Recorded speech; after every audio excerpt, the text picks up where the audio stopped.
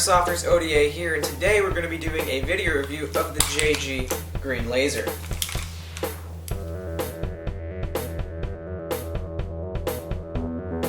Real quick before we start the review, I'd just like to give a quick shout out to AirsoftPeak.com for generously donating this product to us for review, and I'd recommend going checking them out. They're a great website. Link to it will be in the description down below. But without further ado, let's get started.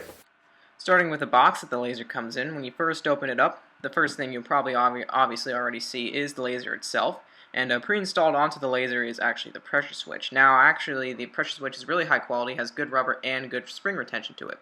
Also it comes with a CR123A battery to power it, an end cap, which I'll get into later, and the device attached to the gun.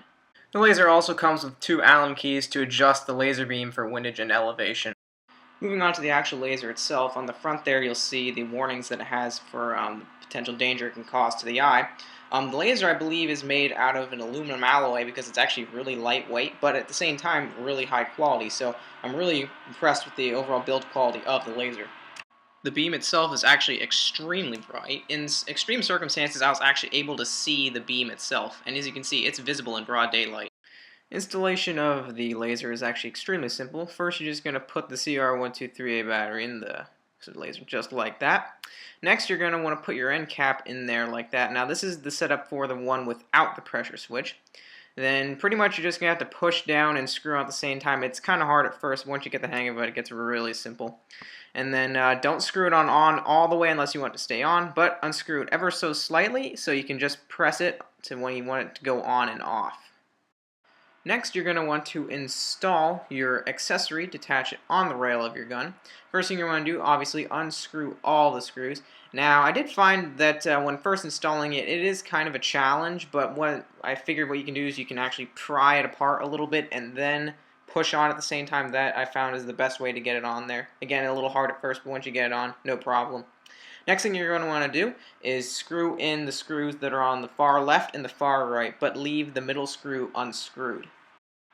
Once the accessory is installed, simply slide in your laser to the desired length as to where you want your thumb to rest on it. And once you've found it, simply screw in the middle screw on the accessory to tighten it down into place. Now that you're done installing your laser into your gun, simply use the thumb that's on your hand that's holding the front of the gun to shine the laser. Next I'll be showing you how to install the pressure switch. It's basically the exact same thing for installing just the back plate, except you're going to want to feed the pressure switch all the way through the end cap and then screw it on just like before.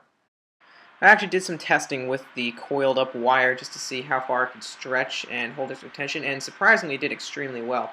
And the pressure switch that's used to turn laser on and off is actually extremely high quality, which I did not expect it to be. Now the pros to having a pressure switch as opposed to not having one are that you can pretty much install anywhere you want it to be as opposed to having your thumb engage it. Now actually on some vertical grips there's actually a plate that you can take off to install it, if you can kind of see where it goes there.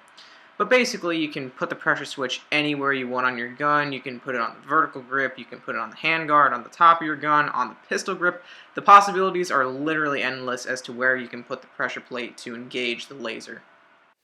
Alright guys, that's going to wrap it up for our video review of the JG Green Laser. Once again, I'd just like to give a big shout out to AirsoftPeak.com for generously donating this product to us. They got a really awesome website. I recommend checking them out. Link to it will be in the description down below. Also, I'd recommend picking up one of these awesome JG Green lasers. Sorry, I've done that to you twice now.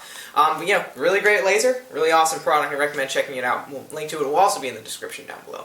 And also, if you do choose to order from AirsoftPeak.com, which I would highly recommend, you can actually save $5 on your next order with the coupon code YODAAirsoftGC. And yes, that does spell Yoda Airsoft GC, but you know, just for fun, a little play on words there. But, you know, that's going to wrap it up, so thanks for watching.